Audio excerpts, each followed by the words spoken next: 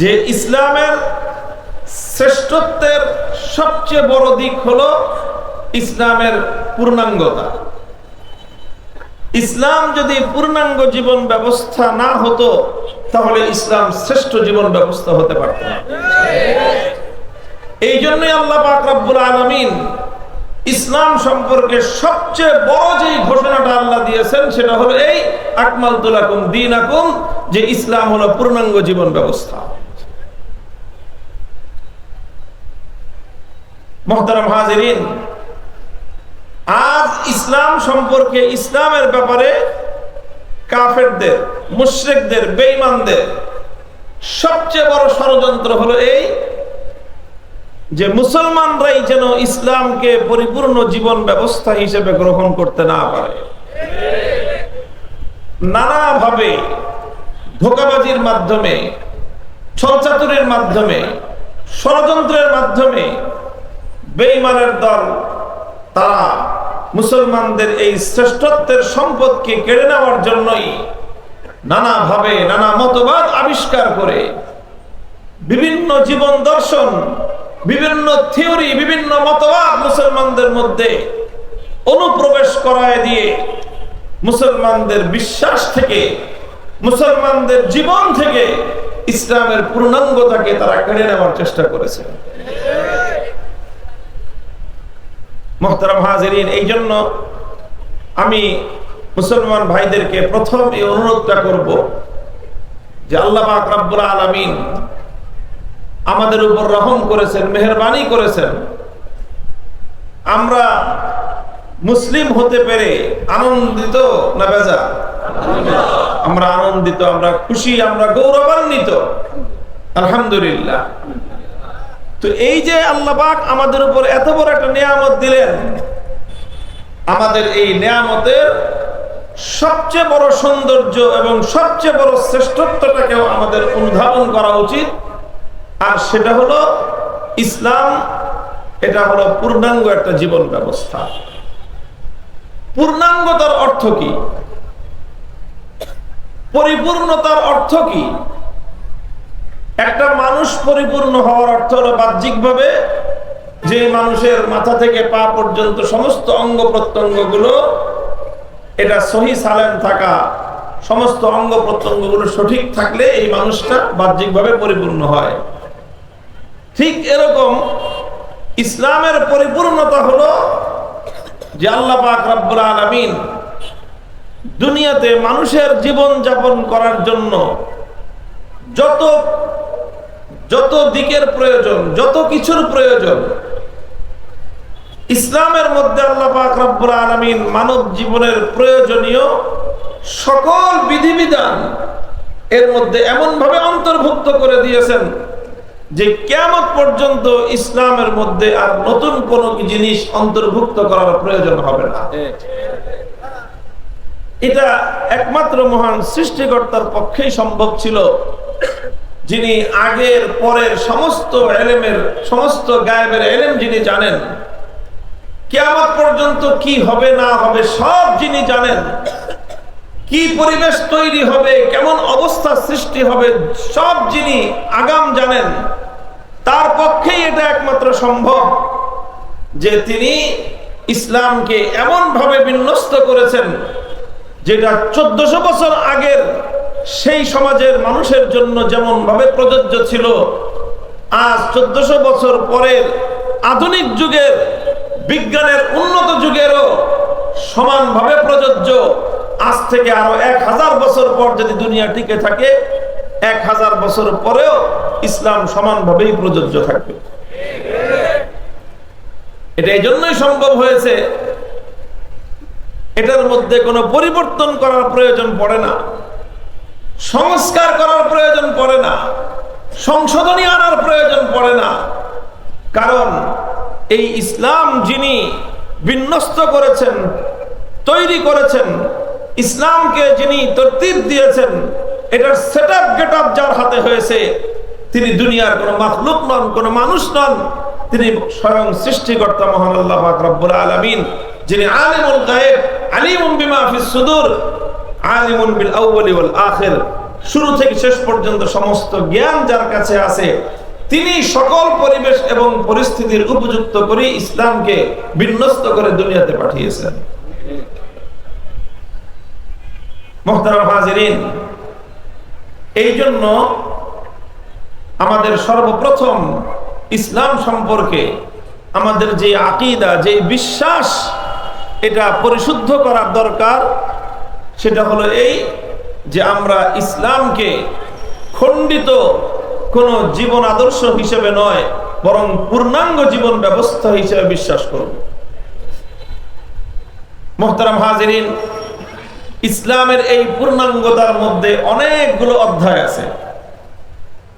এর মধ্যে সবচেয়ে গুরুত্বপূর্ণ অধ্যায় হলো বিশ্বাসের অধ্যায়, যেটাকে আমরা আকীদা বলি। বিশ্বাস, ইসলাম কিছু জিনিসকে বিশ্বাস করতে বলে, সেই বিশ্বাসগুলো অটুট অমর হইতে হবে। সেই বিশ্বাসের মধ্যে কোনো দুর্বলতা থাকতে পারবে না, সেই বিশ্বাসের মধ্যে কোনো সন্দেহ সংশয় থাকতে পারবে না। ইসলাম যে বিষয়গুলোকে বিশ্বাস করতে বলে, সেই বিশ্বাসগুলোকে হৃদয়ের গহীন থেকে শক্তভাবে ধারণ করতে হবে। তাম পৃথিবী ওলট পালট হতে পারে, একজন মুমিনের ঈমান এবং ইসলাম সম্পর্কে বিশ্বাস এক চুল পরিমাণ ফাটল ধরতে পারে না। এটা হলো সর্বপ্রথম কথা, খুব গুরুত্বপূর্ণ, মনে রাখবেন এটা। অনেকেই আমরা ইসলামের বিশ্বাসের জায়গাটাকে মনে করি এই যে আরে ভাই বিশ্বাস এটা হইলেই হলো, একটা আকীদা নিয়ে এত কথার দরকার কি? যারা এই কথা বলে তারা ইসলাম সম্পর্কে ভুল ধারণায় লিপ্ত আছে। না, ইসলামের মূল বুনিয়াদই হলো বিশ্বাস, ইসলামের মূল আকীদাই হলো বিশ্বাস।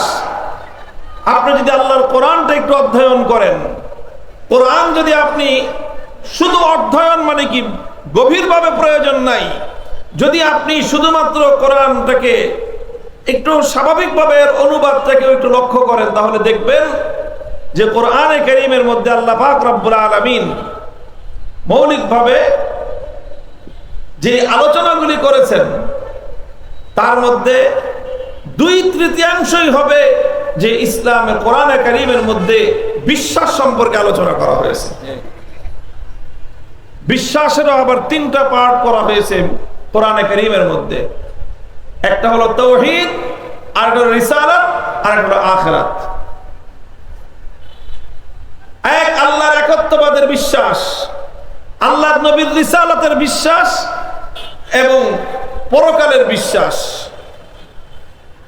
এখন আমরা অনেকে মনে করি যে এই সব বিশ্বাসের দরকারটা কি? না, ইসলামের এই বিশ্বাসের উপরেই ইসলামের পূর্ণ ইমারত দাঁড়িয়ে আছে। ইসলামের বিশ্বাসের উপর পূর্ণ ইসলাম দাঁড়িয়ে আছে। পূর্ণ ইসলামকে যদি আপনি বিশাল একটা গাছ হিসেবে তুলনা করেন, তাহলে এই আকীদা এবং বিশ্বাস হলো ইসলামের সেই গাছের শেকড়। শেকড় দেখা যায় না, গাছ দেখা যায়, কিন্তু তাই বলে আপনি যদি গাছের চেয়ে শেকড়ের মূল্য কম মনে করেন, তাহলে আপনার চেয়ে বোকা দুনিয়াতে আর কেউ নাই। এই বিশাল আকাশ ছোঁয়া গাছ, দিগন্ত প্রসারী গাছের বৃক্ষের এই ডালপালা, এই সব দেখা যায় সুন্দর ফলে ফুলে সুশোভিত, শেকড় কোনোটাই দেখা যায় না। এই জন্য কোন বোকা যদি গাছের জন্য শেকড়ের গুরুত্বকে অস্বীকার করে আর যদি শেকড় থেকে গাছকে বিচ্ছিন্ন করে দেয়, খোদার কসম খেয়ে বলি এই গাছের কোনো সৌন্দর্য অবশিষ্ট থাকবে না, এই গাছের কোনো পত্র পল্লব থাকবে না, এই গাছের কোনো ডালপালা বেঁচে থাকবে না, এই গাছের ফল ফুল সব ধ্বংস হয়ে যাবে যদি গাছ তার শেকড় থেকে বিচ্ছিন্ন হয়ে যায়। গাছ যেরকম শেকড়ের উপর ভিত্তি করে বেঁচে থাকে, ইসলামের পূর্ণাঙ্গ জীবন ব্যবস্থা ইসলামের বিশ্বাসের উপর টিকে থাকে। হযরত আয়েশা রাদিয়াল্লাহু তাআলা আনহা কোরআনে কারীমের যে আল্লাহ পাক রব্বুল আলামিন যেইভাবে অবতীর্ণ করেছেন, আপনারা জানেন যে আল্লাহ রাসূল সাল্লাল্লাহু আলাইহি ওয়াসাল্লামের নবুয়তের জিন্দেগি 2টা অধ্যায়ে বিভক্ত। একটাকে বলা হয় মক্কি জিন্দেগি, আরেকটাকে বলা হয় মাদানী জিন্দেগি। মক্কি জিন্দেগি হলো হিজরতের আগে 13 বছর, আর মাদানী জিন্দেগি হলো হিজরতের পরের 10 বছর। প্রায় ইসলামের মক্কার 13 বছর তো আছেই, মদিনারও প্রথম দিকের 3-4 বছর পর্যন্ত কোরআনে কারীম যেইভাবে নাজিল হয়েছে তার 80 ভাগ 90 ভাগই হলো শুধুমাত্র বিশ্বাসের আলোচনা, এবং সেই বিশ্বাসের মধ্যে বড় একটা অংশ হলো পরকালের আলোচনা। হযরত আয়েশা রাদিয়াল্লাহু তাআলা আনহা বলেন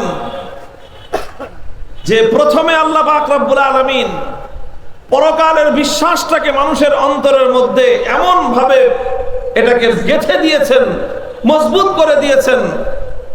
যদি আল্লাহ পাক রব্বুল আলামিন প্রথমে বিশ্বাসটাকে মজবুত না করতেন, আর যদি আরবের ওই জাহেলি সমাজের মানুষকে বলা হতো তোমরা মদ্যপান করা ছেড়ে দাও, মানুষের মধ্যে যদি বিশ্বাস দুর্বল হতো, তাহলে সেই আরবের মানুষরা বলতো যে না, আমরা ইসলাম ছাড়তে পারবো, মদ ছাড়তে পারবো না। নাউজুবিল্লাহ। যদি মানুষকে বলা হতো তোমরা জিনা ছেড়ে দাও, মানুষ বলতো ইসলাম ছাড়তে পারবো, জিনা ছাড়তে পারবো না। মানুষকে যদি বলা হতো সুদ ছেড়ে দাও, মানুষ বলতো ইসলাম ছাড়তে পারবো, সুদ ছাড়বো না। কিন্তু আল্লাহ পাক রব্বুল আলামিন প্রথমে সুদের কথা বলেন নাই, প্রথমে জিনা ছাড়তে বলেন নাই, প্রথমে আল্লাহ পাক রব্বুল আলামিন মদ্যপান করা ছাড়তে বলেন নাই, প্রথমে আল্লাহ পাক নামাজ পড়তে বলেন নাই, রোজা রাখতে বলেন নাই, হজ করতে বলেন নাই, যাকাত দিতে বলেন নাই। সর্বপ্রথম আল্লাহ পাক দুনিয়াবাসীকে বলেছেন বিশ্বাস ঠিক করো।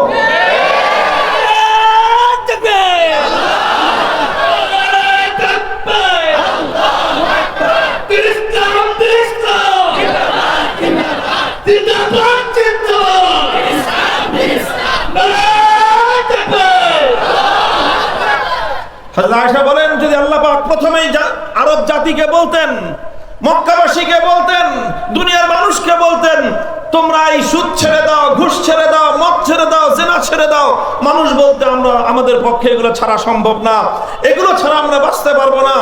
এই জন্য আল্লাহ পাক রব্বুল আলামিন দীর্ঘ একটা সময় পর্যন্ত কোরআনের আয়াতগুলো নাযিল করে করে মানুষের হৃদয়ের মধ্যে আল্লাহর বড়ত্ব, আল্লাহর তাওহীদ, আল্লাহর একত্ববাদের ইয়াকিন আল্লাহ পাক তাদের অন্তরের মধ্যে বসিয়েছেন। রিসালাতের বিশ্বাস, নবীর মর্যাদা, নবীর সম্মান আল্লাহ পাক মানুষের অন্তরের মধ্যে প্রবিষ্ট করিয়েছেন। দুনিয়ার তুলনায় আখিরাতের গুরুত্ব কত বেশি, দুনিয়ার তুলনায় আখিরাতের দীর্ঘস্থায়িত্ব কত বেশি, দুনিয়ার তুলনায় আখিরাতের আযাব এবং গজবের ভয়াবহতা কত বেশি, এগুলো যখন মানুষের হৃদয়ের মধ্যে গেঁথে গিয়েছে, তখন আল্লাহ পাক মানুষকে যা বলেছেন, মানুষ আখিরাতের জন্য, আল্লাহকে রাজি আর খুশি করার জন্য মানুষ সেটা করতেই প্রস্তুত হয়ে গেছে। মানুষকে বলেছে 313 জন 1000-এর বিরুদ্ধে যুদ্ধে নামতে হবে, মানুষ বলেছে লাব্বাইক। আল্লাহ বলেছেন 700 মানুষকে 3000-এর বিরুদ্ধে জীবনের ঝুঁকি নিয়ে লড়াই করতে হবে, সাহাবায়ে কেরাম বলেছেন লাব্বাইক। তাদেরকে আল্লাহ বলেছেন 2500 মানুষ 3 লক্ষ সৈনিকের বিরুদ্ধে লড়াই করতে হবে, তারা বলেছেন 2500 মানুষ 3 লক্ষের বিরুদ্ধে যুদ্ধে নামলে সর্বোচ্চ আমরা শাহাদাত বরণ করব, আর শহীদ হয়ে গেলে তো জান্নাতে যেতে পারবো। সুতরাং আমরা 3 লক্ষ নয় 3 কোটি মানুষের বিরুদ্ধে 3000 মানুষ যুদ্ধ করার জন্য আমরা প্রস্তুত। এগুলো কেন হয়েছিল? কারণ সর্বপ্রথম আল্লাহ পাক মানুষের বিশ্বাসের পরিশুদ্ধতা দান করেছেন। যদি বিশ্বাস ঠুনকো হতো, বিশ্বাস যদি দুর্বল হতো, তাহলে এই মানুষের পক্ষে এমন বিপ্লব সাধন করা কোনোদিনও সম্ভব হতো না। এই জন্য মনে রাখবেন, ইসলাম যে বিপ্লব সাধন করেছে বিশ্বব্যাপী, পৃথিবীর এক প্রান্ত থেকে আরেক প্রান্ত পর্যন্ত কালেমার পতাকা উড়েছে, সারা দুনিয়াতে শান্তির রাজ কায়েম হয়েছে, সারা দুনিয়াতে শান্তির সামিয়ানায় বিশ্ববাসীকে ইসলাম স্থান দিয়েছে। এর সর্বপ্রথম এবং সবচেয়ে শক্তিশালী বুনিয়াদের নাম হলো আকীদা এবং বিশ্বাস। সুতরাং ইসলামের সকল আমলের গুরুত্ব এক পাল্লায়, বিশ্বাস এবং আকীদার গুরুত্ব আরেক পাল্লায়। খোদার কসম খেয়ে বলি, আমলের সকল পাল্লার তুলনায় বিশ্বাসের পাল্লা 1000 গুণ বেশি ভারী হয়ে যায়। এই জন্য এই কথাটা খুব গুরুত্বপূর্ণ, মনে রাখবেন। আল্লাহ পাক রব্বুল আলামিন মানুষের আমলের ত্রুটি বিচ্যুতি আল্লাহ অনেক সময় ক্ষমা করে দিবেন, কিন্তু বিশ্বাস এবং আকীদার ত্রুটি অত সহজে পার পাওয়া যাবে না। কারণ বিশ্বাস এটা খুব গুরুত্বপূর্ণ জিনিস। যারা আকীদা এবং বিশ্বাসের গুরুত্ব স্বীকার করেন না, তারা ইসলাম সম্পর্কে গণ্ডমূর্খ। ইসলাম সম্পর্কে তাদের ধারণা অনেক বিভ্রান্ত ধারণা। ইসলামের এই জন্য বললাম, ইসলামের পূর্ণাঙ্গতার মধ্যে সবচেয়ে গুরুত্বপূর্ণ অধ্যায় হলো বিশ্বাস এবং আকীদা। এটা একটা প্রথম কথা বললাম।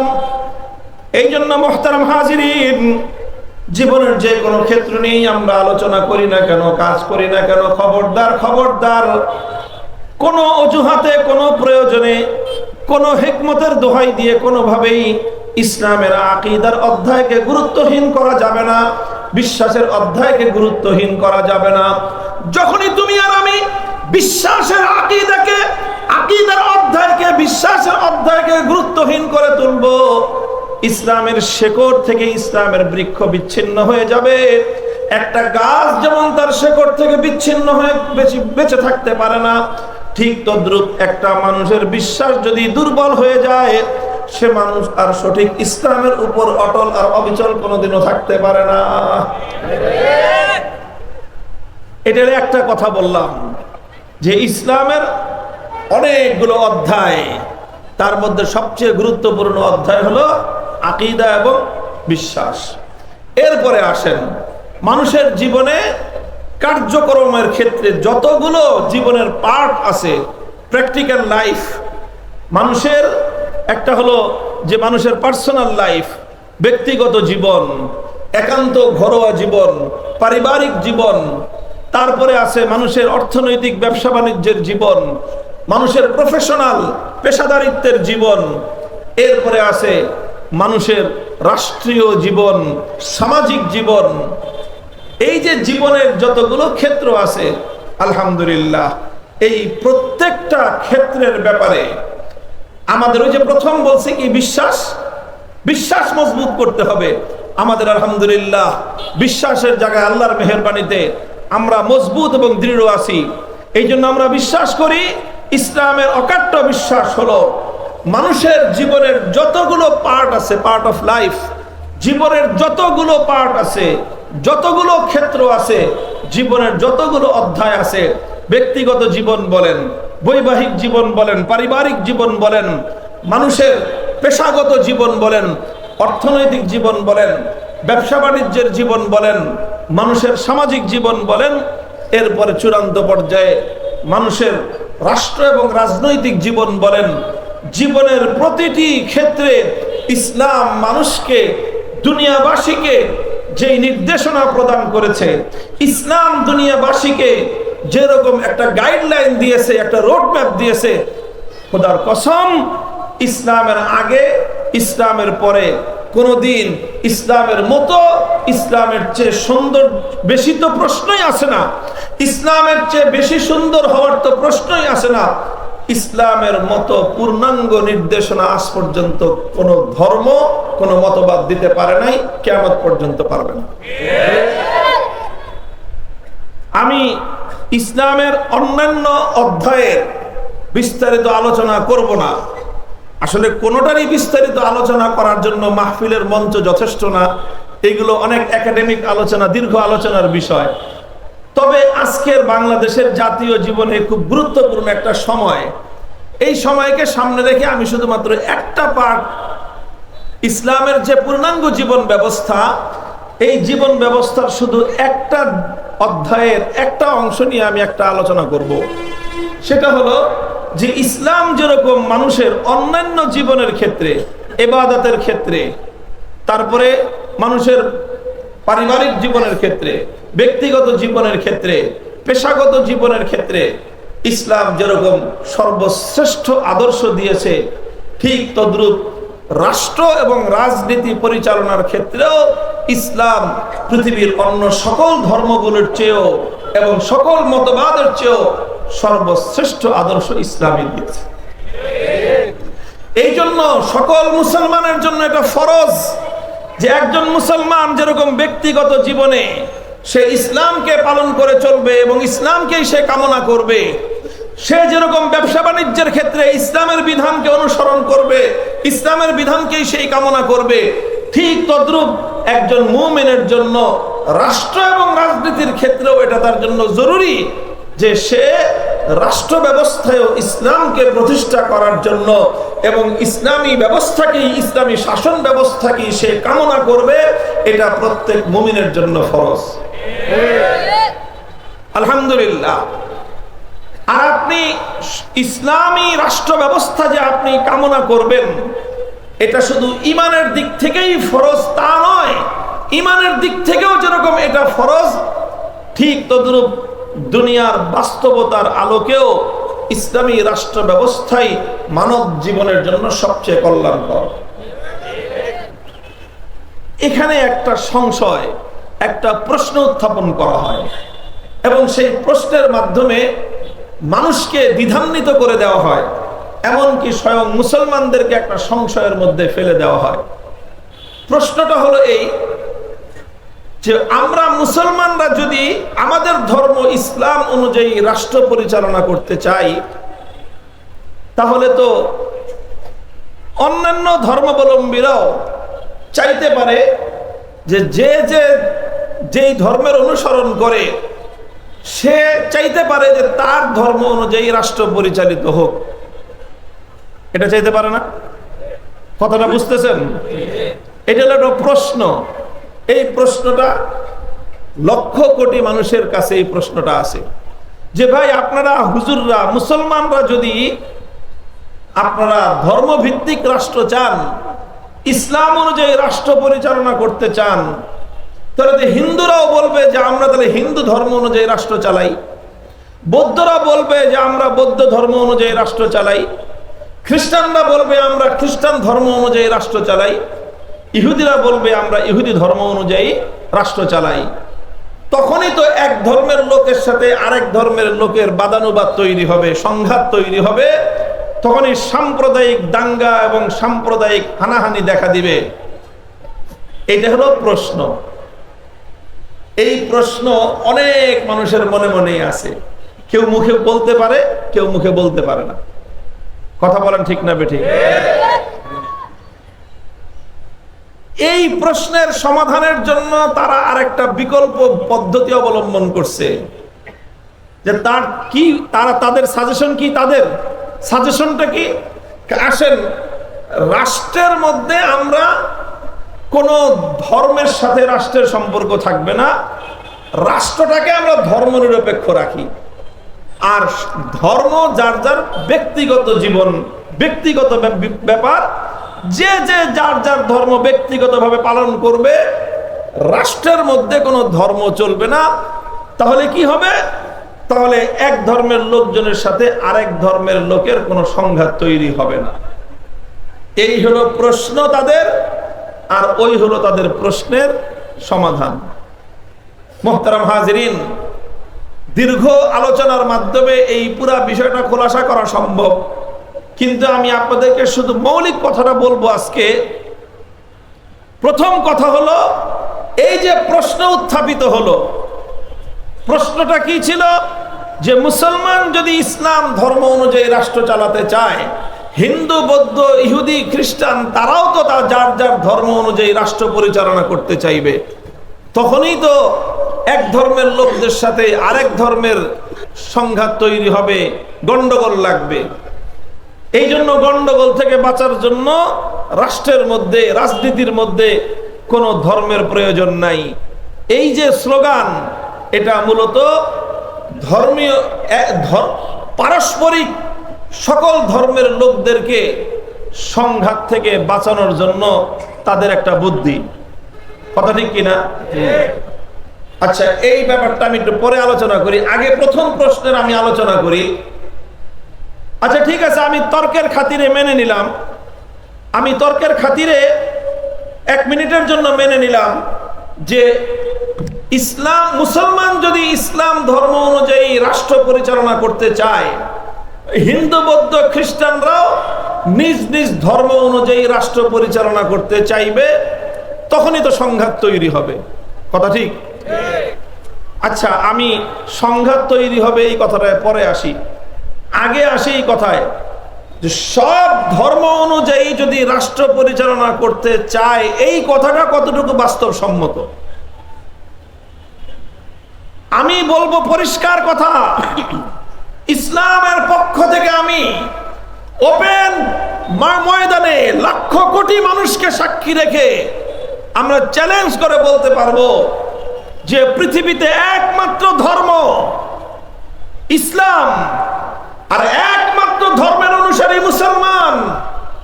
যারা একথা বুকে হাত দিয়ে দাবি করতে পারবে যে আমরা সারা দুনিয়ার সকল জাতি এবং রাষ্ট্রকে ইসলাম অনুযায়ী পরিচালনা করলে শুধু মুসলমান নয়, হিন্দু, বৌদ্ধ, ইহুদি, খ্রিস্টান সহ পৃথিবীর সকল জাতির মানুষকে আমরা সব ধরনের শান্তি, নিরাপত্তা এবং অধিকার দিতে পারবো।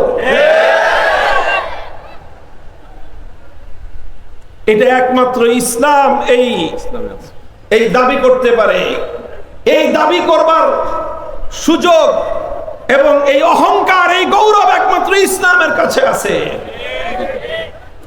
অন্য কোন ধর্মাবলম্বীরা এই কথার দাবি করতে পারবে না যে আমরা রাষ্ট্রকে হিন্দু অথবা বৌদ্ধ অথবা খ্রিস্টান অথবা ইহুদি ধর্ম অনুযায়ী পরিচালনা করব। এই কথার দাবিদার পৃথিবীর অন্য কোন ধর্মাবলম্বীরা নাই।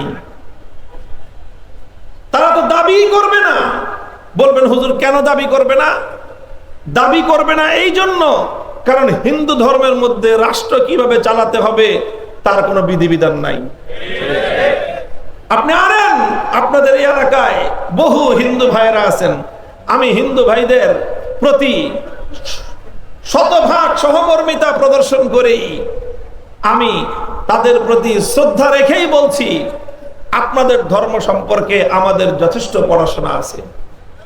আপনারা আনেন আপনার ধর্ম থেকে যে একবিংশ শতাব্দীর পৃথিবীতে একটা রাষ্ট্র ব্যবস্থা কিভাবে চলতে পারে, আপনাদের ধর্মের রেফারেন্স দিয়ে তার একটা গাইডলাইন আপনারা সাবমিট করেন, দেখি আমাদের সামনে উপস্থাপন করেন যে আমাদের হিন্দু ধর্মের রীতি অনুযায়ী রাষ্ট্র এবং রাজনীতি এইভাবে চলতে পারে। নাই।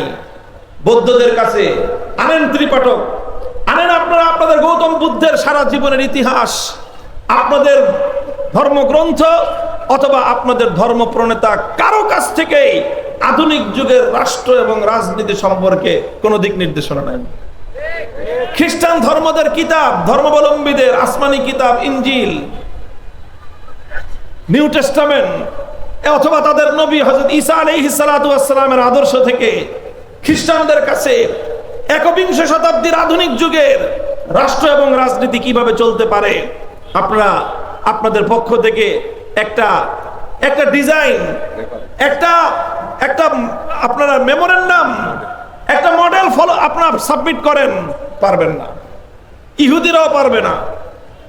কোন ধর্মাবলম্বীরা আধুনিক যুগের রাষ্ট্র কিভাবে চলতে পারে তাদের ধর্মগ্রন্থ এবং ধর্মীয় বিধিবিধানের আলোকে কশ্চিনকালেও দুনিয়ার মানুষের কাছে ধর্মের আলোকে রাষ্ট্র পরিচালনা করার পূর্ণাঙ্গ কোন রূপরেখা দিতে পারবে না।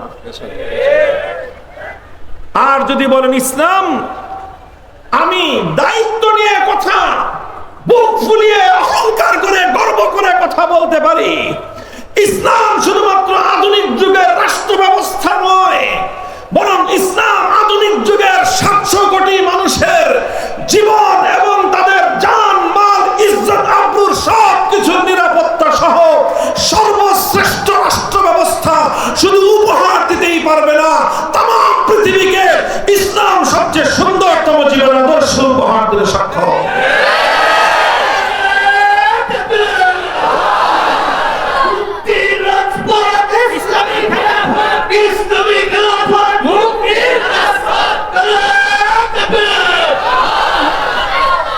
মুহতারাম হাজিরিন, এটা আমি অন্য কোন ধর্মকে কটাক্ষ করছি না, এটা একটা একাডেমিক আলোচনা, আন্তঃধর্মীয় সংলাপ, comparative discussion, religious discussion, comparative তুলনামূলক আলোচনা। আমি দৃষ্টান্ত হিসেবে কয়েকটা মানে দৃষ্টান্তের কথা বলবো, কয়েকটা বিধানের কথা বলবো। একটা প্রথম ধরেন, একটা রাষ্ট্র এবং রাজনীতির জন্য খুব গুরুত্বপূর্ণ একটা প্রশ্ন হলো যে রাষ্ট্রের যে প্রধান, আপনি যেই নামেই বলেন, রাষ্ট্রপতি বলেন, আমরা আমিরুল মুমিনিন বলি, আমরা খলিফাতুল মুসলিমিন বলি, তোমরা কেউ রাষ্ট্রপতি বলবা, কেউ বাদশাহ বলবা, কেউ কিং বলবা, যেটাই বলো, একটা রাষ্ট্র গড়তে হলে সেই রাষ্ট্রের একজন প্রধান নির্বাচন করতে হবে, কি হবে না? রাষ্ট্রের প্রধান নির্বাচন করা ছাড়া পৃথিবীর কোন রাষ্ট্র ব্যবস্থা চলতে পারে না। খুবই গুরুত্বপূর্ণ একটা প্রশ্ন। তাহলে এই প্রশ্নটা সামনে রাখলাম, বলো যে একটা জাতির অথবা একটা রাষ্ট্রের অথবা গোটা দুনিয়ার রাষ্ট্রপতি অথবা রাষ্ট্রপ্রধান অথবা আমিরুল মুমিনিন যিনি প্রধান হবেন, তিনি কিভাবে নির্বাচিত হবেন, এই বিষয়ে কি পদ্ধতি আছে? সবগুলো ধর্মের কাছে আমি জিজ্ঞাসা করলাম, ওপেন প্রশ্ন। ইসলামের কাছেও প্রশ্ন, হিন্দু ভাইদের কাছেও প্রশ্ন, বৌদ্ধ ভাইদের কাছেও প্রশ্ন, খ্রিস্টান ভাইদের কাছেও প্রশ্ন, ইহুদিরা তার দ্বারে কাছে নাই, যেখানেই আছে তাদের কাছে প্রশ্ন যে সারা দুনিয়ার গণতান্ত্রিক সকল পদ্ধতির চেয়েও ইসলাম প্রদত্ত রাষ্ট্রপতি নির্বাচন করবার ব্যবস্থা সর্বোত্তম ব্যবস্থা, নির্ভুল ব্যবস্থা, সর্বশ্রেষ্ঠ ব্যবস্থা ইসলাম দিয়েছে।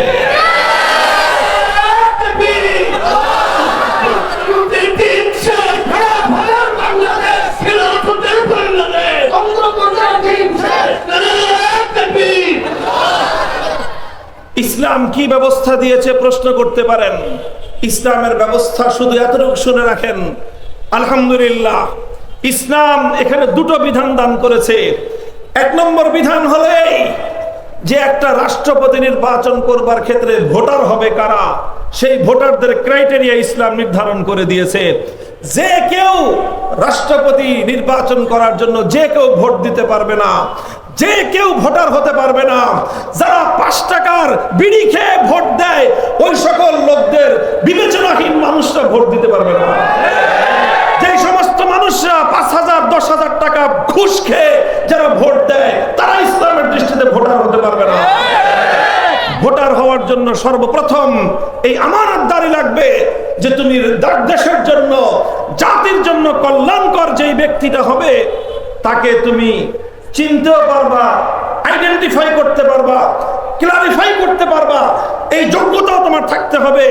এবং তুমি নিজে ব্যক্তিগত স্বার্থে, গোষ্ঠীগত স্বার্থে যোগ্য ব্যক্তিকে রেখে অযোগ্য ব্যক্তিকে মতামত দিতে পারবো না, এইরকম আমানতদারিও তোমার থাকতে হবে। ইসলাম বলেছে এই 2 ক্রাইটেরিয়ার ভিত্তিতে ভোটার সিলেকশন হবে। কয়টা ক্রাইটেরিয়া? 2টা ক্রাইটেরিয়া। 1 নম্বর ক্রাইটেরিয়া হলো যোগ্যতা, যে সবাই কিন্তু ভালো মন্দ মানুষ বিবেচনা করতে পারে না, পারে? ভালো মন্দ মানুষ, যোগ্য এবং অযোগ্য মানুষ সবাই কিন্তু আলাদা করতে পারে না। যার মধ্যে এই রকম জ্ঞান আছে যে হ্যাঁ এই লোকটা রাষ্ট্রপতি হলে দেশের জন্য ভালো হবে, এই লোকটা রাষ্ট্রপতি হলে জাতির জন্য ভালো হবে, যার মধ্যে এতটুকু জ্ঞান এবং যোগ্যতা আছে, এটা প্রথম ক্রাইটেরিয়া। 2 নম্বর ক্রাইটেরিয়া হলো এই, সে ঘুষ খেয়ে, সুদ খেয়ে, স্বার্থ পেয়ে, টাকা খেয়ে, নিজের স্বার্থে, দলের স্বার্থে, ব্যক্তির স্বার্থে, গোষ্ঠীর স্বার্থে, কোন স্বার্থে যোগ্য লোককে বাদ দিয়ে অযোগ্য লোকের পক্ষে সে মত দিবে না। এই আমানতদারি যার মধ্যে থাকবে, ইসলাম বলে একমাত্র সেই ভোটার হবে। এইভাবে ইসলামী রাষ্ট্র ব্যবস্থা প্রতিষ্ঠা হলে নির্বাচন কমিশনের কাজ অনেক বেড়ে যাবে। নির্বাচন কমিশন গড়পড়তা শুধুমাত্র ভোটার আইডি কার্ড দিতে পারবে না। রাষ্ট্রের মধ্যে আইডি কার্ড থাকবে 2 রকম। কয় রকম? আরে রাষ্ট্রের আইডি কার্ড হবে কয় রকম? 2 রকম। একটা আইডি কার্ড হবে এনআইডি, ন্যাশনাল আইডি কার্ড, আরেকটা হবে voter ID card. National ID card দেশের সকল জনগণ পাবে, পাগল হোক, ছাগল হোক, চোর হোক, বাটপার হোক, সবাই জাতির সদস্য, সুতরাং সবাই জাতির ন্যাশনাল আইডি কার্ড পাবে। কোন চোর ভোটার আইডি কার্ড পাবে না, কোন খেয়ানতকারী ব্যক্তি ভোটার আইডি কার্ড পাবে না, কোন দুর্নীতিবাজ ভোটার আইডি কার্ড পাবে না, কোন কালোবাজারি ভোটার আইডি কার্ড পাবে না, রাষ্ট্রের অর্থ পাচারকারী ভোটার আইডি কার্ড পাবে না।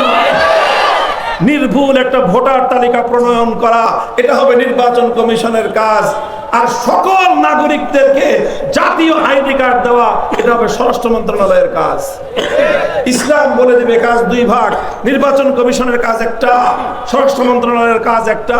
আলহামদুলিল্লাহ, আমরা চ্যালেঞ্জ করে বলতে পারি, বর্তমান প্রচলিত পশ্চিমা গণতান্ত্রিক ব্যবস্থার চেয়ে ইসলামের নির্বাচন ব্যবস্থা কয়েক কোটি গুণ বেশি ভালো।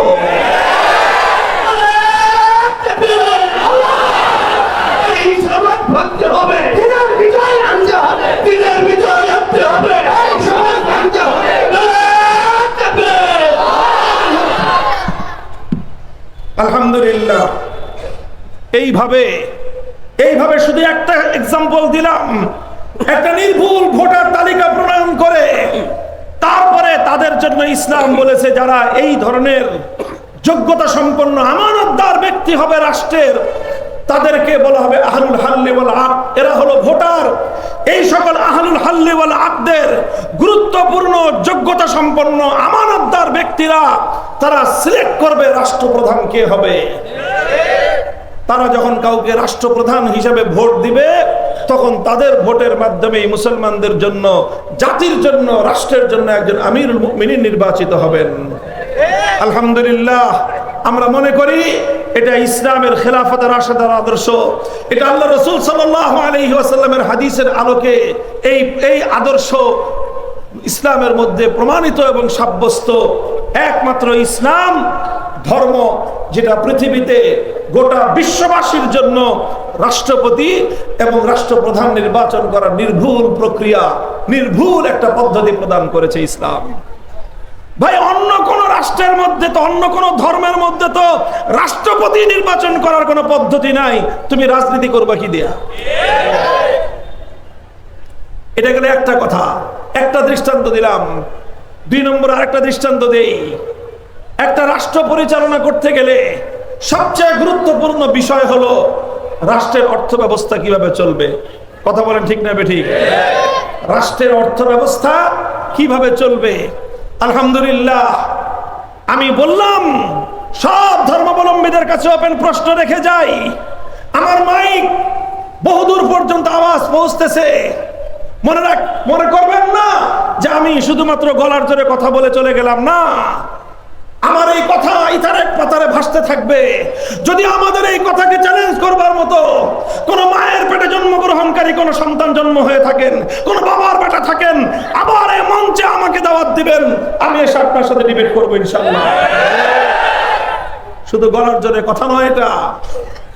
বললাম, বলেন হিন্দু ধর্মাবলম্বী ভাইদের কাছে জিজ্ঞাসা প্রশ্ন, ইহুদি, বৌদ্ধ, খ্রিস্টান সকল ধর্মাবলম্বীদের কাছে প্রশ্ন, বলেন দেখি আপনাদের ধর্মের বিধান অনুযায়ী গীতা, ত্রিপিটক, ইনজিল, ওল্ড টেস্টামেন্ট, নিউ টেস্টামেন্ট সব কিতাবের রেফারেন্স দিয়ে যার যার ধর্মাবলম্বীরা বলেন দেখি একটা রাষ্ট্রের রেভিনিউ কালেকশন কোত্থেকে হবে, রাষ্ট্রের আয় ইনকাম সোর্স কি কি হবে বলেন, রাষ্ট্রের এক্সপেন্ডিচার খাত, ব্যয়ের খাত কি কি হবে বলেন দেখি আপনার ধর্মের রেফারেন্স দিয়ে। পারবেন না, পারবেন না। কেন পারবেন না? কারণ আপনাদের ধর্মের মধ্যে এই বিধানগুলি নাই। পারবেন, আপনারা নিজেরা বানায় আনতে পারবেন। আপনার ধর্ম আপনার ধর্মে নাই। যদি ধর্মে থাকতো, আমাদের পার্শ্ববর্তী প্রায় 150 কোটি মানুষের পপুলেশনের পৃথিবীর অল পপুলার কান্ট্রি, সবচেয়ে বড় পপুলার কান্ট্রি হলো এখন বর্তমানে ইন্ডিয়া। সবচেয়ে বেশি পপুলেশন, 145 কোটি মানুষ। চায়নাকে তারা ছাড়াই গেছে সাম্প্রতিক। এত বিশাল রাষ্ট্র, হিন্দুত্ববাদ প্রতিষ্ঠা করেছেন সেখানে নরেন্দ্র মোদীর মাধ্যমে। মুসলমানদের সঙ্গে এমন কোন জুলুম নাই যে জুলুমের আচরণ আপনারা করেন নাই। একই কথা পৃথিবীর আরেকটা বিশাল জনসংখ্যার বিশাল দেশ চায়না, বৌদ্ধ রাষ্ট্র, মুসলমানদের 1000 বছরের জনপদ উইঘুরের মুসলমানদের সঙ্গে আপনারা নির্মম নির্যাতনের আচরণ করতেছেন, ইসলামকে জুলুম করে দাবায় রাখতে চান। মায়ানমার থেকে 1400 বছর 1300 বছরের প্রাচীন মুসলিম জনপদ, মুসলমানদের সেই রোহিঙ্গা জাতিকে মায়ানমার থেকে এখানে আরাকান থেকে মুসলমানদেরকে উৎখাত করে ইসলামকে ধ্বংস করতে চান। আপনাদের যদি ইসলামের প্রতি এতই বিদ্বেষ থেকে থাকে, প্রতিযোগিতায় আসেন, খুনাখুনিতে আসেন না, আসেন প্রতিযোগিতায়। আমি তো ইহুদ, বৌদ্ধ, খ্রিস্টান, বৌদ্ধ এবং হিন্দুদেরকে বললাম, গোটা পশ্চিমা বিশ্বের খ্রিস্টানদের কাছে আমাদের একই দাবি। বলেন দেখি, আধুনিক যুগের একটা রাষ্ট্র ব্যবস্থার রেভিনিউ কালেকশন, ইনকাম সোর্স কি কি হবে, যার যার ধর্মের রেফারেন্স দিয়ে বলেন। আমাদেরকে জিজ্ঞাসা করেন, এই যে আমাদের এখানে আব্দুল্লাহ সাহেব হুজুর আছেন, মুফতি সাইদুর সাহেব আছেন, আপনাদের এলাকার বড় বড় ওলামায়ে কেরাম সবাই আছেন, যে কাউকে জিজ্ঞাসা করেন, আরে আমার মতো একজন তালেবুল ইলমকে জিজ্ঞাসা করেন, আমরা বলতে পারবো একবিংশ শতাব্দীতে একটা মুসলিম রাষ্ট্রের সকল ইনকাম সোর্স, রেভিনিউ কালেকশন কোন কোন খাত থেকে, কোন কোন উসুল এবং কোন কোন নিয়মের ভিত্তিতে রাষ্ট্রের আয় এবং ইনকাম হবে, সব ইসলামের কোরআনের ভিত্তিতে, কোরআনের রেফারেন্স দিয়ে আমরা সাব্যস্ত করে দিতে পারবো। এবং যেই কালেকশনটা হলো রেভিনিউ কালেকশন, যেটা হলো এক্সপেন্ডিচার কোথায়, কোন ভিত্তিতে, কোন নিয়মে, কোন উসুলে, কোন নীতির ভিত্তিতে হবে, সব আলহামদুলিল্লাহ কোরআনের আলোকে, হাদিসের আলোকে বিশ্ববাসীর সামনে আমরা উপহার দিতে সক্ষম। ভাই, তোমাদের অন্য কোন ধর্ম, এত বড় হিন্দু ধর্ম রাষ্ট্র আছে, জোর করে মুসলমানদের উপর জুলুম করতে পারবা, হিন্দু ধর্ম অনুযায়ী একটা আদর্শ রাষ্ট্র প্রতিষ্ঠা করে দেখাতে পারবা না। তোমাদের কাছে তাম ইউরোপ আছে, একটা খ্রিস্টান রাষ্ট্র তোমাদের ধর্ম অনুযায়ী পরিচালনা করে দেখাতে পারবা না। ইসরায়েল কায়েম করতে পারবা, মুসলমানদের রক্ত নিয়ে হোলি খেলতে পারবা, তোমাদের ধর্ম ইহুদি ধর্ম দিয়ে রাষ্ট্র পরিচালনা করে দেখাতে পারবা না। আর আমরা আলহামদুলিল্লাহ 1000 বছর নয়, প্রায় 1300 বছর পর্যন্ত দুনিয়াকে দেখিয়েছি খেলাফত ব্যবস্থা কি জিনিস। 2021 সালে নতুন করে আবার ইমারাতে ইসলামিয়া প্রতিষ্ঠা করে সারা দুনিয়ার সামনে আমরা নজির কায়েম করে দিয়েছি। এই হলো ইসলামের শাসন ব্যবস্থা, এই হলো আল কোরআনের রাষ্ট্র ব্যবস্থা। ইমারাতে ইসলামিয়া 6.5 লক্ষ বর্গ মাইল জুড়ে একটা রাষ্ট্র প্রতিষ্ঠা হয়েছে। আল্লাহর কোরআনের বিধানের বাইরে এক কদম চলে না। আলহামদুলিল্লাহ, এটার প্র্যাকটিক্যাল জিনিস ইসলাম। ইসলাম শুধু কিতাবের ধর্ম নয়, ইসলাম শুধুমাত্র তেলাওয়াতের ধর্ম নয়। ইসলাম যেমনি ভাবে রাতের অন্ধকারে কোরআনের তেলাওয়াত করে, দিনের আলোতে সেই কোরআনকে ব্যক্তি জীবন থেকে রাষ্ট্রের সর্বত্র বাস্তবায়ন করে সারা দুনিয়াকে দেখায় দেয়।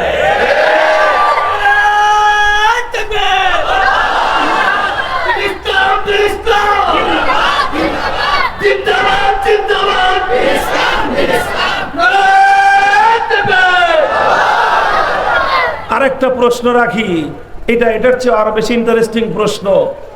প্রশ্নটা হলো এই যে, আচ্ছা, যে কোনো ধর্মাবলম্বীরা রাষ্ট্র পরিচালনা করলো, অন্য ধর্মের লোকেরা সেই রাষ্ট্রে থাকবে কি থাকবে না? বলেন, জোরে বলেন, থাকবে কি থাকবে না? আমরা যদি আমাদের দেশটাকে ইসলামী রাষ্ট্রে পরিণত করতে পারি, হিন্দু ভাইরা থাকবে কি থাকবে না? বৌদ্ধরা থাকবে কি থাকবে না? খ্রিস্টানরা থাকবে কি থাকবে না? একইভাবে হিন্দুরাও যদি রাষ্ট্র প্রতিষ্ঠা করে, অন্য ধর্মাবলম্বীরা থাকবে, বৌদ্ধরা করলেও অন্য ধর্মাবলম্বীরা থাকবে। যেই রাষ্ট্র অনুযায়ী রাষ্ট্র প্রতিষ্ঠা করা হোক, যেই ধর্ম অনুযায়ী, ভিন্ন ধর্মাবলম্বীরা সেই রাষ্ট্রে থাকবে। কথা বলেন ঠিক না বেঠিক? আচ্ছা, যখন একটা ধর্ম অনুযায়ী রাষ্ট্র চলছে, তখন ভিন্ন ধর্মাবলম্বীরা যারা ওই রাষ্ট্রের নাগরিক, সেই রাষ্ট্রের নাগরিকদের সঙ্গে ওই ধর্মভিত্তিক রাষ্ট্রের আচরণ কি হবে বলো দেখি। হিন্দু তোমরা বলো, হিন্দু ভাইয়েরা, যে তোমাদের ধর্ম অনুযায়ী যদি আমরা রাষ্ট্র চালাই, তোমাদের ধর্মের বিধান অনুযায়ী মুসলমানরা কি অধিকার পাবে কি পাবে না বলো। বৌদ্ধদেরকেও প্রশ্ন করব, খ্রিস্টানদেরকে প্রশ্ন করব, ইহুদিদের কাছেও প্রশ্ন করব, যে তোমাদের ধর্ম অনুযায়ী রাষ্ট্র চালালে মুসলমানরা তোমাদের ধর্মে সংখ্যালঘু হিসেবে কি অধিকার পাবে বলো। আমার এই চিৎকারের আওয়াজ আকাশ থেকে জমিন পর্যন্ত প্রতিধ্বনিত হয়ে ফিরবে, কোনো জবাব নাই। জবাব আসবে শুধুমাত্র গুজরাট থেকে নিহত মুসলিম মুসলমানদের আত্মনাদ, ভেসে আসবে ভারতের বিভিন্ন পাড়ায় পাড়ায় গরুর গোশত খাওয়ার অপরাধে নির্মম নির্যাতনের শিকার নিহত শহীদ মুসলমানদের আত্মচিৎকার।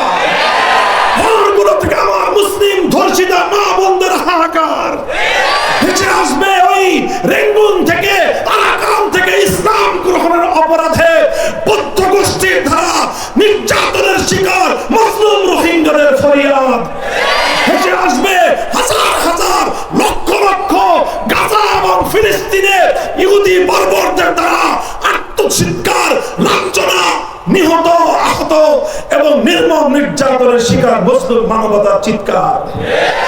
আর কিছুই খুঁজে পাবেন না, আর কিচ্ছু খুঁজে পাবেন না। ইসলামকে প্রশ্ন করেন, মুসলমানদেরকে জিজ্ঞাসা করেন, তোমরা যদি ইসলামী রাষ্ট্র প্রতিষ্ঠা করো অন্য ধর্মাবলম্বীদের সাথে তোমাদের কি আচরণ হবে? আমাদের বলতে হবে না 1400 বছর আগে আমাদের নবী মুহাম্মদ আরবি সাল্লাল্লাহু আলাইহি ওয়াসাল্লাম মুসলিম রাষ্ট্রে, ইসলামী রাষ্ট্রে সকল ধর্মাবলম্বীদের কি অধিকার হবে হাদিসের সোনালী পাতায় পবিত্র অক্ষরে লিপিবদ্ধ করে রেখে গেছে। বলে গেছেন লাহুম মা লানা ওয়া আলাইহিম মা আলাইনা। এক মুসলমান অপরাধ করলে যেই শাস্তি হবে, হিন্দু অপরাধ করলে সমান শাস্তি হবে। আল খামরু লাহুম কাল খাল্লি লানা ওয়াল খিনজির লাহুম কাশাতি লানা। একজন মুসলমান যেভাবে একটা ইসলামী রাষ্ট্রের মধ্যে বকরি পালন করার অধিকার রাখে, যদি বৈধ উপায়ে কোনো হিন্দু থাকে, হিন্দু ধর্মাবলম্বী অনুযায়ী মুসলিম ইসলামী রাষ্ট্রের মধ্যে শুয়োর পালন করবার অধিকার রাখবে। মুসলমান যেরকম শরবত পান করতে পারে, জুস পান করতে পারে, অমুসলিমদের তাদের ধর্মে যদি বৈধ থাকে তাদের ধর্মের বিধান অনুযায়ী তারা মদ্যপান করতে পারবে। দিস ইজ ইসলাম। আল্লাহর নবী বলে দিয়েছেন, ইসলামের ফিকহের কিতাবের মধ্যে লেখা আছে, একজন মানুষ যদি আরেকজন মানুষের একটা বকরি মেরে ফেলে, বলেন দুনিয়ার আদালত কি বলবে? এটার ক্ষতিপূরণ দিতে হবে কি হবে না? আচ্ছা, যদি কোনো একজন মুসলমান তার দেশে বসবাসরত একজন হিন্দুর একটা শূকরের বাচ্চা মেরে ফেলে, তাহলে কি করতে হবে? ইসলাম সেই শূকরের বাচ্চার ক্ষতিপূরণ দেওয়ার জন্য মুসলমানকে বাধ্য করবে। মুসলমানের বকরির বাচ্চা মারলে তুমি যেরকম ক্ষতিপূরণ দিতে হবে, হিন্দু অথবা খ্রিস্টানের শূকরের বাচ্চা মারলে তোমার সমান অপরাধ, সমান তোমাকে জরিমানা প্রদান করতে হবে। ইসলাম শুধুমাত্র তুমি হিন্দু নও, ও হিন্দু ভাই, তোমার শূকরের নিরাপত্তা দিয়েছে ইসলাম। তুমি কি চাও আর বলো। আল্লাহর পয়গম্বর বলেছেন, মুসলমানরা যাকাত দিবে, অমুসলিমরা জিজিয়া দিবে। জিজিয়া কতটুকু দিবে? জিজিয়া কতটুকু দিবে? ইসলাম বলে একজন অমুসলিম স্বচ্ছন্দে সাবলীল ভাবে তার ইনকাম অনুযায়ী, তার সামর্থ্য অনুযায়ী সেখান থেকেই তার কাছ থেকে জিজিয়া অথবা ট্যাক্স এবং কর নেওয়া যাবে। তার সামর্থ্যের চেয়ে বেশি 1 টাকা যদি কোনো হিন্দুর কাছ থেকে ইসলামী রাষ্ট্র কর হিসেবে গ্রহণ করে, দুনিয়ার কেউ যদি বিচার না চায়, কিয়ামতের দিন স্বয়ং আল্লাহর নবী আল্লাহর দরবারে সেই মুসলিম রাষ্ট্রপ্রধানের নামে বিচার দিবেন। আরে ও হিন্দু ভাই, তুমি কোন ইসলামকে ভয় পাচ্ছ? সেই ইসলাম যে ইসলামের একজন মুসলমান তোমার উপর জুলুম করলে আর কেউ নন, স্বয়ং আল্লাহ নবী তোমার পক্ষ হয়ে মুসলমানের কাছে বিচার চাইবেন। তুমি আর কোন নিরাপত্তা চাও? আলহামদুলিল্লাহ, ইসলাম শুধু মুসলমানের জন্য নয়, জাতি ধর্ম বর্ণ নির্বিশেষে প্রতিটি মানুষের জান মাল ইজ্জত আবরুর সবকিছুর নিরাপত্তার বিধান দিয়েছে। মুহতারাম হাজিরিন, আখেরি কথাটা বলে দেই। এই যে অর্থ ব্যবস্থার একটা কথা আলোচনা করলাম, এই অর্থ ব্যবস্থার মধ্যে একটা গুরুত্বপূর্ণ বর্তমান দুনিয়াতে আর্থিক লেনদেন আন্তর্জাতিক অথবা জাতীয় পর্যায়ে, অফিসিয়াল পর্যায়ে যে কোনো লেনদেন করতে হলে বর্তমানে ব্যাংকিং চ্যানেল ছাড়া কোনো লেনদেন করা যায় না। কথা বলেন ঠিক না বেঠিক? ব্যাংকিং ব্যবস্থা ছাড়া দুনিয়ার কোনো অফিস আদালত চলে, কোনো প্রতিষ্ঠান চলবে না। আচ্ছা, তোমরা যদি হিন্দু ধর্ম অনুযায়ী রাষ্ট্র পরিচালনা করো, তাহলে ব্যাংকিং ব্যবস্থা কেমন হবে? কোন একটা হিন্দু ব্যাংক প্রতিষ্ঠা করে দেখাতে পারবা? কোন একটা বৌদ্ধ ব্যাংক প্রতিষ্ঠা করে দেখাতে পারবা? কোন একটা খ্রিস্টান ব্যাংক প্রতিষ্ঠা করে দেখাতে পারবা? কোন একটা ইহুদি ব্যাংক প্রতিষ্ঠা করে দেখাতে পারবা? জবাব কি আসবে বলেন? জবাব কি আসবে? যদি তোমরা পারতা, ও দুনিয়ার 125 কোটি খ্রিস্টান, সারা দুনিয়ার সম্পদগুলো তো তোমাদের হাতে বহু আগেই পারতা। পারবা না, পারবা না, কারণ তোমাদের ধর্মে আধুনিক যুগের অর্থ ব্যবস্থা সংক্রান্ত কোনো বিধান নাই। মুসলমানদেরকে জিজ্ঞাসা করেন, হুজুর আপনারা কি পারবেন? জবাব দিবা আমরা কি পারবো, নতুন করে বলতে হবে না।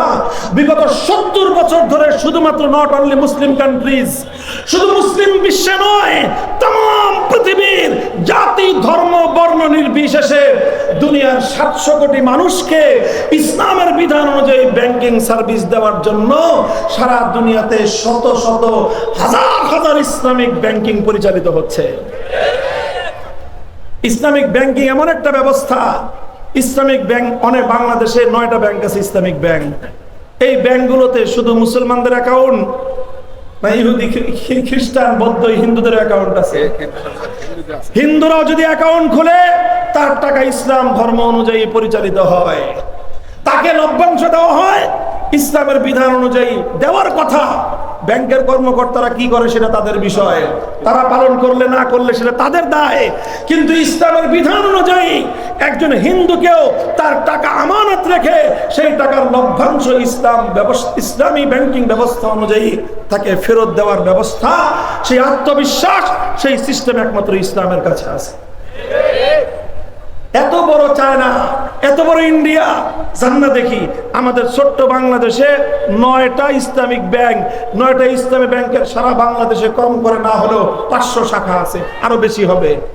গোটা হিন্দুস্তান 150 কোটি ভারতের, যে দেখেন কোন একটা দেশের কোন চিপাচাপকিতে একটা হিন্দু ব্যাংক খুঁজে পান কিনা, যান চায়নায় একটা বৌদ্ধ ব্যাংক খুঁজে পান কিনা, পাবেন না, পাবেন না। কারণ অন্য কোন ধর্মে ব্যাংকিং ব্যবস্থার নীতি নাই, ইসলামে আছে। কারণ অন্য ধর্মগুলো আধুনিক যুগের জন্য প্রযোজ্য নয়, আধুনিক যুগের জন্য প্রযোজ্য একমাত্র ইসলাম। মুহতারাম হাজিরিন, অন্য কোন ধর্মাবলম্বীদের যেহেতু রাষ্ট্র ব্যবস্থা নাই, এই জন্য তারা মুসলমানরাও যেন ইসলামী রাষ্ট্র প্রতিষ্ঠার দাবি উঠাইতে না পারে, এই জন্য তারা একটা নতুন ফন্দি আটছে। সেই ফন্দি হলো, আসো আমরা এক আওয়াজ উঠাই, রাষ্ট্র এবং ধর্ম এবং রাষ্ট্র আলাদা থাকবে, ধর্মের রাষ্ট্রের মধ্যে কোনো ধর্ম চলতে পারবে না।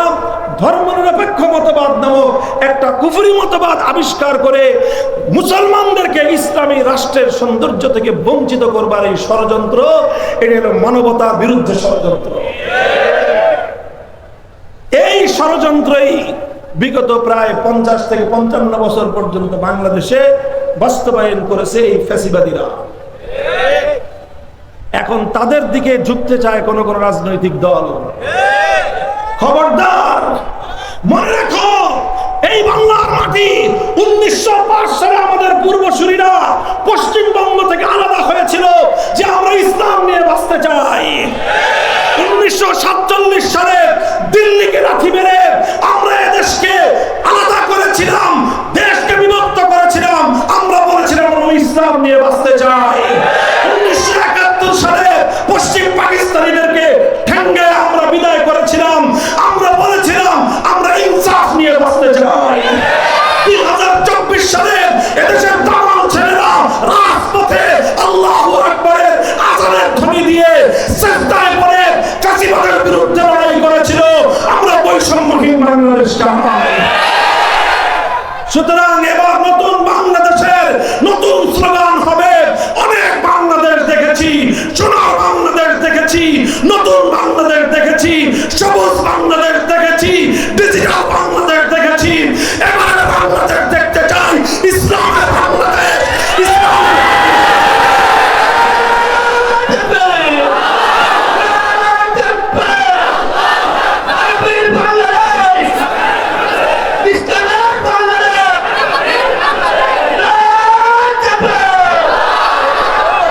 ইনশাআল্লাহ সারা দুনিয়াতে আওয়াজ উঠতেছে, আগামীর ভবিষ্যতের বিশ্ব হবে ইসলামের বিশ্ব। ইসলামের অগ্রযাত্রা রুখে দেওয়ার সাধ্য পৃথিবীর কোন শক্তির হবে না। ইম্মা বিইজ্জি আজিজিন ওয়া ইম্মা বিযুল্লি জালিল। যারা সম্মানের সাথে বাঁচতে চাও, ইসলামের পতাকা ধারণ করো। যারা লাঞ্ছনার জন্য অপেক্ষা করতে চাও, অপেক্ষা করো। যারা সম্মান এবং ইজ্জতের জিন্দেগি চাও, কালেমার পতাকার নিচে শামিল হও। আগামীর বাংলাদেশ ইনশাআল্লাহ শাহজালাল, শাহ মখদুম, শাহ পরান এবং হাজী শরীয়তুল্লাহর বাংলাদেশে আর কোন তন্ত্র মন্ত্র নয়, আমরা ইসলামী শাসন ব্যবস্থা দিতে চাই।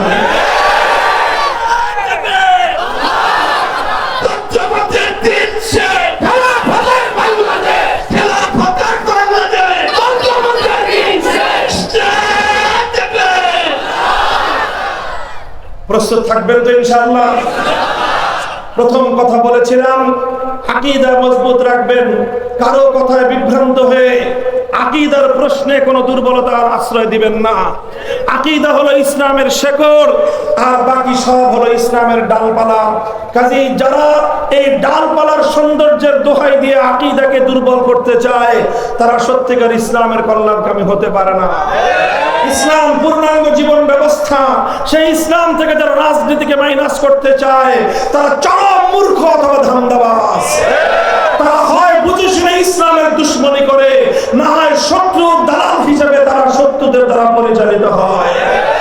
আমরা কোন শত্রুর ষড়যন্ত্র বরদাস্ত করতে চাই না। কোন ভিনদেশী ইসলাম বিরোধী অপশক্তির দালালদেরকেও আমরা বাংলা ক্ষমতার মসনদে দেখতে চাই না। আল্লাহ পাক কবুল করেন, তৌফিক দান করেন। দোয়া করবেন যা বললাম কথা যেন কণ্ঠের না হয়, হৃদয়ের বিশ্বাস থেকে এই কথাগুলি বললাম। আল্লাহ পাক আমাকে এবং আপনাদের সকলকে আমল করার তৌফিক দান করেন। ওয়া আখিরু দাওয়ানা আলহামদুলিল্লাহি রাব্বিল আলামিন। আসসালামু আলাইকুম ওয়া রাহমাতুল্লাহ। সুবহানাল্লাহি ওয়া বিহামদিহি, সুবহানাকাল্লাহুম্মা ওয়া বিহামদিক, আশহাদু আন লা ইলাহা ইল্লা আনতা, আস্তাগফিরুকা ওয়া আতুবু ইলাইক। আল্লাহুম্মা সাল্লি আলা মুহাম্মাদ ওয়া আলা আলি মুহাম্মাদ কামা সাল্লাইতা আলা ইব্রাহিম ওয়া আলা আলি ইব্রাহিম ইন্নাকা হামিদুম মাজিদ। ইয়া হাইয়ু ইয়া কাইয়ুম বিরহমাতিকা নাস্তাগীথ আসলিহ লানা শা'নানা কুল্লাহু ওয়া লা তাকিলনা ইলা আনফুসিনা তারফাতা আইন। ইলাহুল আলামিন, আল্লাহ শাইখুল হাদিস পরিষদ আয়োজিত